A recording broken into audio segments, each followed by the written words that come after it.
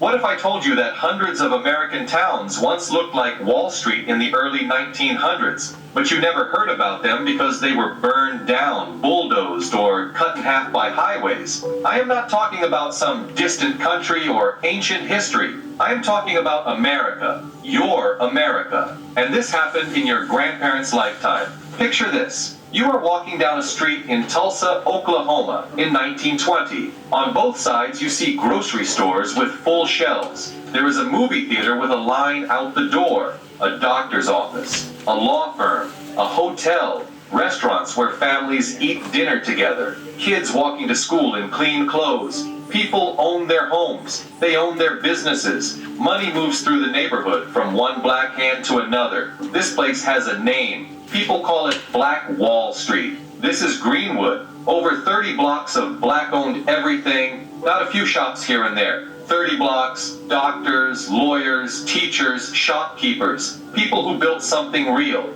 And Greenwood is not some rare exception. There are dozens of places like this across the country. Places where black families are doing what America says everyone should do. Work hard, save money, build something for your kids. Now let me tell you what happened next. 1921. A white mob shows up in Greenwood. Hundreds of men. They are not alone. Local officials back them up. Some police officers join in. And then the burning starts. They go block by block, house by house, business by business. They pour gasoline. They light matches. They shoot people in the streets. And here is the part that sounds impossible but is completely true. Planes fly overhead and drop fire bombs. Actual bombs from the sky on American citizens, on American soil. When the smoke clears, over 1,000 homes are gone.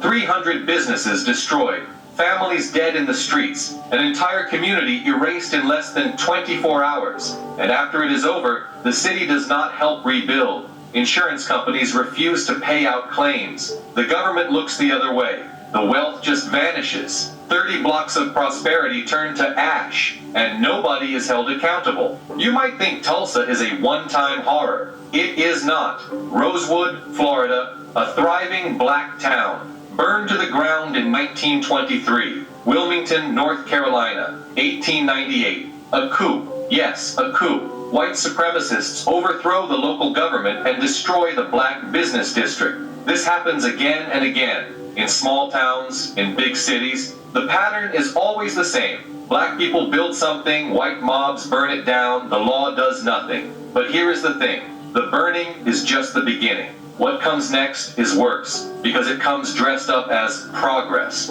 Let me take you forward a few decades. It is after World War II. America is booming. The government decides to build a massive highway system to connect the country, coast to coast, city to city. Sounds great, right? Modern infrastructure, economic growth, the American dream on wheels. Except there is a problem, or rather, there is a choice. City planners have to decide where these highways go. They have maps. They know exactly where people live. And in city after city, they make the same decision. They route the highway straight through the black neighborhood. Miami. Interstate 95 cuts through Overtown. Overtown used to be called the Harlem of the South. It had hotels, nightclubs, businesses. Families lived there for generations. Then the highway came, thousands of people forced out, buildings demolished, the neighborhood split in two. What is left is surrounded by noise, pollution, and concrete. Property values collapse. People leave. The community dies. Nashville. Interstate 40 destroys a neighborhood where black families built homes and raised kids. Detroit. New Orleans. Birmingham. The pattern repeats in dozens of cities. The highway goes through the black side of town, every single time. And this is not an accident. City officials have meetings. They look at maps. They see where black people live. And they choose those areas because they know no one will fight for them. They have a name for this. They call it urban renewal. Black people call it something else. Negro removal. Think about what this means in real terms. Your family owns a home. It is not fancy, but it is yours. You paid it off. You are going to pass it to your kids. Then one day, a letter comes. The government is taking your house. They are building a highway. You have to leave. They offer you some money. but it is not enough to buy another house in a decent neighborhood, so you move somewhere cheaper, somewhere worse. Your kids go to a worse school, you lose your neighbors, you lose your church, you lose everything that made your neighborhood a community. And the businesses? Gone. The corner store where you bought groceries, the barber shop where men talked and laughed, the seamstress shop, the restaurant, all demolished. The people who owned them, they do not have the money to start over somewhere else, so they get jobs working for someone else. The wealth they built? Gone. Now you have communities that survived the burning in the 1920s, only to be bulldozed by their own government in the 1950s and 60s. But there is still one more layer to this. One more way the system made sure black families could not build wealth. And this one is quieter. This one does not involve fire or bulldozers. This one involves maps and pencils and bank policies.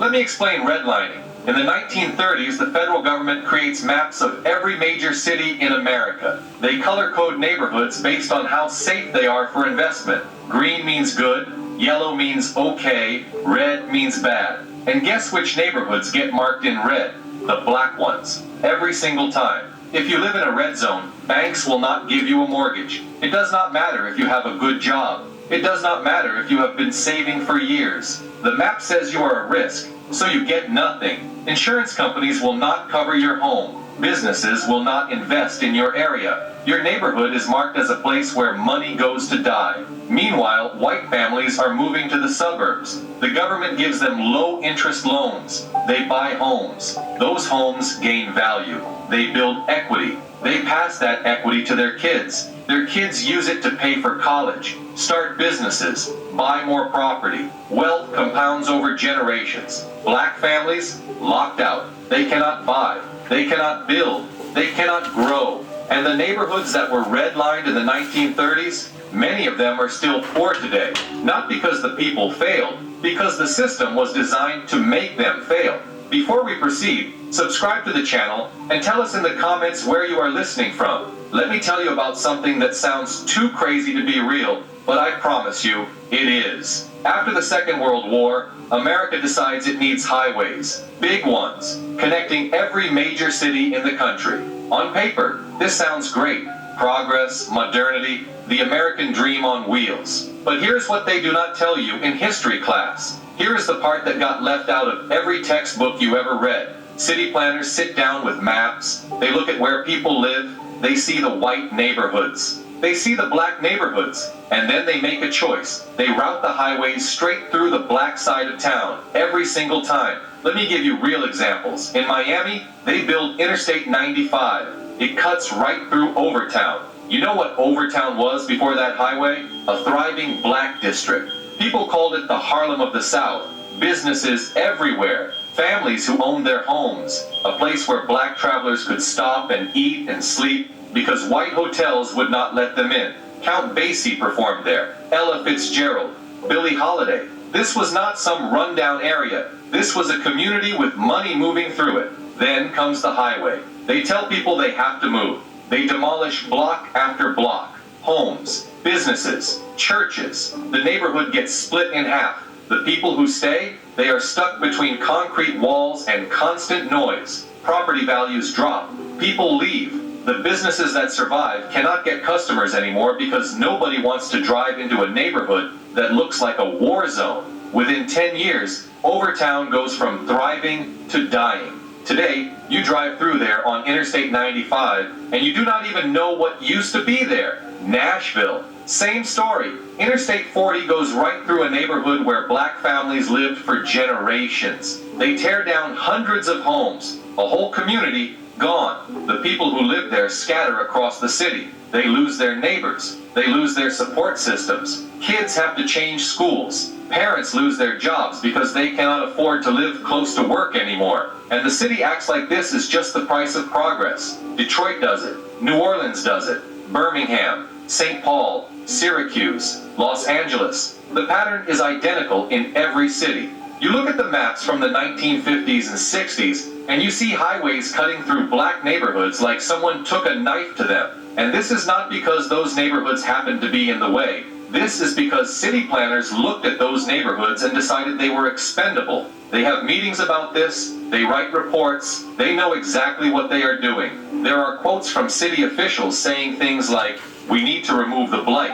We need to clear out these areas." They use words like slum clearance and urban renewal. They make it sound like they are helping, but what they really mean is, we are going to take land from black people and give it to white people, or to the government, or to developers, and there is nothing you can do about it. And here is the thing that makes it worse. The government has the power of eminent domain. That means they can force you to sell your house. You do not get a choice. They decide what your property is worth, and that is what you get. And guess what? They lowball it every time. Your house might be worth $20,000 on the open market, but they offer you 12. You fight it, you get 13, maybe. You take the money because you have no choice and you try to find another place to live. But $12,000 does not buy you a house in a decent neighborhood, so you end up somewhere worse. Somewhere with worse schools, worse jobs, more crime, and your kids grow up there instead of in the neighborhood you built. Now think about the businesses. You own a corner store. You have been running it for 20 years. Your customers know you. You know them. You make enough to pay your bills and put a little aside. Then the city tells you they are tearing down your block. They give you some money for the building, but it is not enough to start over. You do not have savings to cover the gap, so you close. You get a job working for someone else. All the equity you built in that business, gone. And multiply that by every business owner in every neighborhood that got destroyed. Barbershops, restaurants, dry cleaners, doctor's offices, all gone. And it is not just about the money you lose right then. It is about what you could have built. Your kids could have taken over that store. They could have expanded it, opened a second location, used the profits to buy property, build wealth, pass it down to their kids. But none of that happens because the store does not exist anymore. Let me tell you what happens to the neighborhoods that are left. The highway cuts through. Half the people move away. The ones who stay are surrounded by noise and pollution. Trucks rumbling past all day and night. Exhaust fumes. Kids cannot play outside because it is too dangerous and too loud. The neighborhood gets a reputation. People from other parts of the city do not want to come there. Businesses do not want to invest there. Property values drop even more, and here is where it gets really ugly. The city looks at these neighborhoods 10 years later and says, "See, we were right. These are bad neighborhoods. Look at the crime. Look at the poverty," as if they did not create it, as if they did not take a functioning community and rip it apart. They use the destruction they caused as proof that the destruction was necessary. It is circular logic, and it is evil. Now let me connect this to what I told you before about redlining. Remember those maps? The ones that marked black neighborhoods in red and said they were too risky for investment? Well, when you add highways to redlined neighborhoods, you get a double hit. First, banks will not lend to you because of the map. Second, nobody wants to live near a highway, so your property value goes down even more. You are trapped. You cannot sell because nobody will buy. You cannot borrow because banks will not lend. You cannot build because there is no money. You are stuck. And this is happening to millions of people across hundreds of cities for decades. Every family that loses a home this way loses the chance to build wealth. Every business that closes is wealth that disappears. Every kid who has to move to a worse school is potential that gets wasted. And it all adds up. So you have got the burning in the 20s, the bulldozing in the 50s and 60s, the redlining that locks people out of home ownership, and now highways that cut communities in half. Each one of these things alone would be devastating. Together, they are catastrophic. And that is how you get to trillions of dollars in lost wealth. Now let me talk about something that most people do not even know exists. It is called redlining. And it is one of the biggest reasons why black families could not build wealth, even when they survived the burning and the bulldozing. Here is how it worked. In the 1930s, the federal government decided to make maps of every major city in America. They wanted to figure out which neighborhoods were safe to invest in. So they sent people out to look at different areas and rate them. Green meant good, blue meant okay, yellow meant risky, red meant dangerous. And guess what? Almost every black neighborhood got marked in red. It did not matter if the neighborhood was clean. It did not matter if people had jobs and paid their bills on time. It did not matter if the houses were in good shape. If black people lived there, it got a red mark. That was the rule. And once your neighborhood was marked in red, you were done. Let me explain what that red mark meant in real life. If you wanted to buy a house, you went to the bank for a mortgage. The bank looked at the map, saw the red, and said no. They would not lend to you, not because you were a bad risk, not because you did not have money for a down payment, but because the map said your neighborhood was red. That was it. No loan. And it was not just mortgages. Insurance companies use the same maps. If you lived in a red zone, they would not insure your house. Or if they did, they charged you way more than they charged white people in green zones. So even if you managed to buy a house with cash, you were paying more just to protect it. Businesses looked at those maps too. If you wanted to open a store in a red neighborhood, good luck getting a business loan. Banks would not touch you. Investors stayed away. The message was clear. Red zones are bad. Do not put your money there. Now think about what this does over time. You have got white families in green and blue zones. They get loans. They buy houses. Those houses go up in value. They borrow against that value to start businesses, pay for college, buy second homes. They build wealth. And when they die, they pass that wealth to their kids. Their kids do the same thing. And it keeps going. Meanwhile, black families in red zones cannot get loans. They cannot buy houses. Or if they do buy, the value does not go up because nobody wants to invest in a red zone. They cannot borrow against their home because banks say it is not worth enough. They cannot start businesses because there is no credit. They are locked out of the whole system. And here's the thing that really makes me angry. The government created these maps. The federal government, the same government that was supposed to treat everyone equally, they drew the lines. They decided who got access to wealth and who did not. And they did it based on race. That is it. That is the whole story. Let me give you a concrete example. Imagine two families in 1940. One white, one black. Both have the same income. Both have savings. Both want to buy a house. The white family lives in a green zone. They go to the bank, get a mortgage, buy a house for $10,000. The black family lives in a red zone. The bank says no, so they rent. Or maybe they scrape together enough cash to buy a smaller house in the red zone. Fast forward to today. That white family's house is now worth $300,000. Maybe more. They used the equity to send their kids to college. Maybe bought a second property. Built a retirement fund. Their kids inherited the house. Sold it. Used the money to start their own lives with a cushion. The black family, if they manage to buy, their house is worth maybe $100,000. Maybe less, because it is still in a red zone. Or what used to be a red zone. The effects do not just disappear. The neighborhood never got the investment it needed. Schools stayed underfunded. Businesses did not move in. Property values stayed low. So even though redlining officially ended in the 60s, the damage is still there. That is a $200,000 gap from one house, one family. Now multiply that by millions of families. Over 70 years, the numbers get massive. And it is not just about the value of the house itself. It is about everything that house could have done for you. If you own a home that is worth something, you can borrow against it. You can use that money to start a business, pay for school, cover an emergency. You have options. If you do not own, or if your house is not worth much, you do not have those options. You are stuck. Studies have been done on this. Researchers went back and looked at those old redlining maps. Then they compared them to property values today. And guess what? The neighborhoods that were redlined in the 30s are still worth less today. Homes in those areas are undervalued by about 20% compared to similar homes in white neighborhoods. 20%, just because of who lives there. Let me put that in perspective. If you take all the homes in formerly redlined neighborhoods across the country, that 20% gap adds up to tens of billions of dollars. Some estimates say over $100 billion. That is wealth that black families should have, but do not, because of maps drawn almost 100 years ago. And it gets worse, because redlining did not just affect people who wanted to buy homes. It affected entire communities. When banks would not lend in your neighborhood, businesses could not grow. Schools could not get funding because property taxes were low.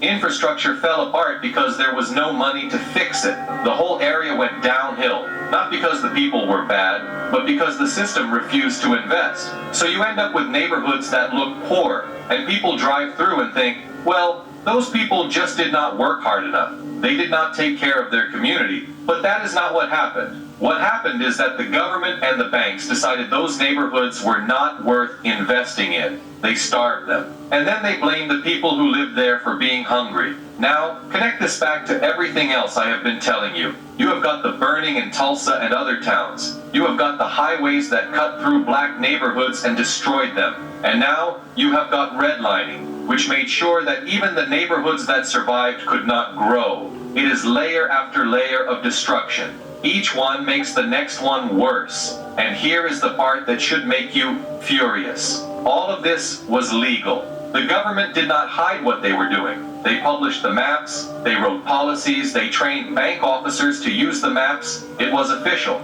it was systematic, and it was designed to keep black people from building wealth.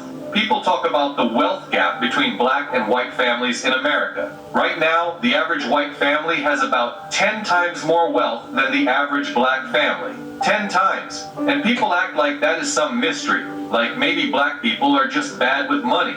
But it is not a mystery, it is math. When you lock people out of home ownership for decades, when you destroy their businesses, when you refuse to let their property gain value, of course there is a gap. The gap was created on purpose. So when economists talk about $8 trillion in lost wealth, this is a big part of it. It is not just the buildings that burned down. It is not just the neighborhoods that got bulldozed. It is the wealth that was never allowed to exist in the first place. The houses that were never bought, the businesses that were never started, the college degrees that were never earned because there was no money to pay for them. All of it adds up, and it adds up to trillions. Here is part 4, continuing the narrative naturally. Think about what this means for a second. We are not just talking about old history. We are talking about money that should exist right now, wealth that families should have today. And when you add it all up, when you follow the math from the 1920s to now, you get a number that sounds impossible.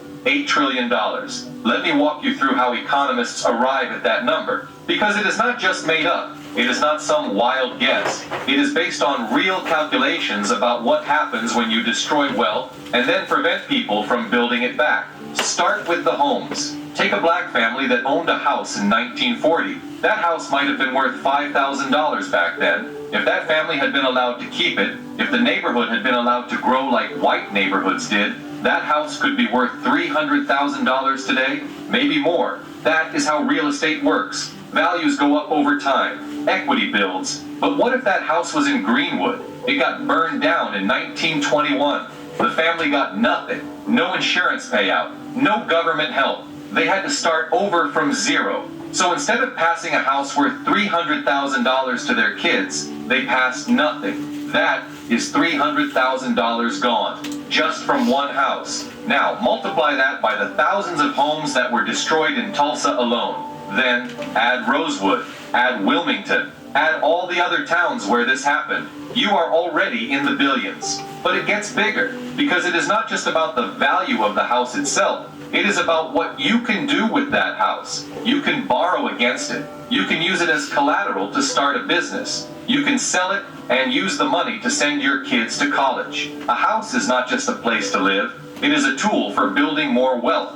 So when you take that house away, you do not just lose the house. You lose everything that could have come from it. The business that never opened. The degree that was never earned. The second house that was never bought. All of that disappears. Economists call this the multiplier effect. $1 of wealth can turn into $5, $10, $20 over time if you are allowed to use it. But if you lose that first dollar, you lose all the rest too. That is how a $5,000 house turns into hundreds of thousands of dollars in lost opportunity. Now, add in the highways. Take a neighborhood like Overtown in Miami. Before the highway, families owned homes there. Small businesses operated. Money circulated. Then the city built Interstate 95 right through the middle of it. Hundreds of families were forced out. Their homes were demolished. They got paid, sure, but not what the homes were actually worth. And even if they did get fair value, where were they supposed to go? Other neighborhoods did not want them. Banks would not lend to them. So they ended up renting instead of owning. And renters do not build equity.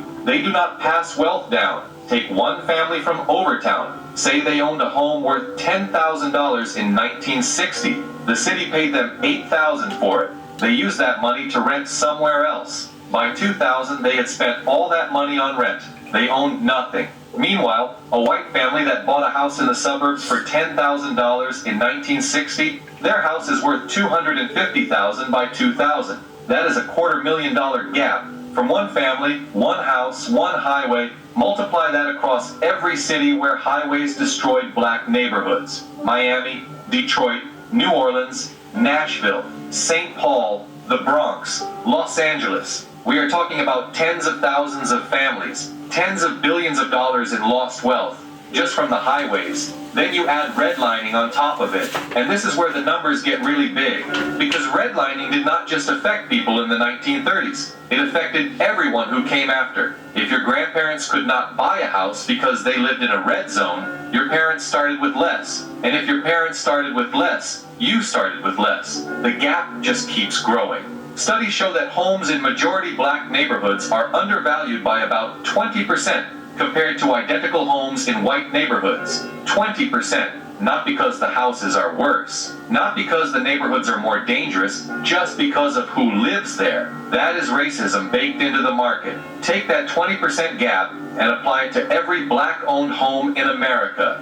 You are looking at hundreds of billions of dollars in lost value. Some researchers say it is over 150 billion, and that is just today. That does not count all the years before now, when the gap was even bigger. But here is the part that really makes the number explode. It is not just about the value of homes right now. It is about all the wealth that was never created because those homes were worth less. If your house is worth 20% less, you have less equity. Less equity means you can borrow less. Borrow less means you can invest less. Invest less means you earn less. Earn less means you pass less to your kids. It compounds backwards. Every generation gets hit. So when economists try to calculate the total cost, they are not just looking at buildings. They are looking at lost businesses, lost income, lost education, lost investment, lost inheritance. They are trying to add up everything that could have existed, but did not. And when you do that math over 100 years across millions of families, you get into the trillions. Some estimates say 8 trillion.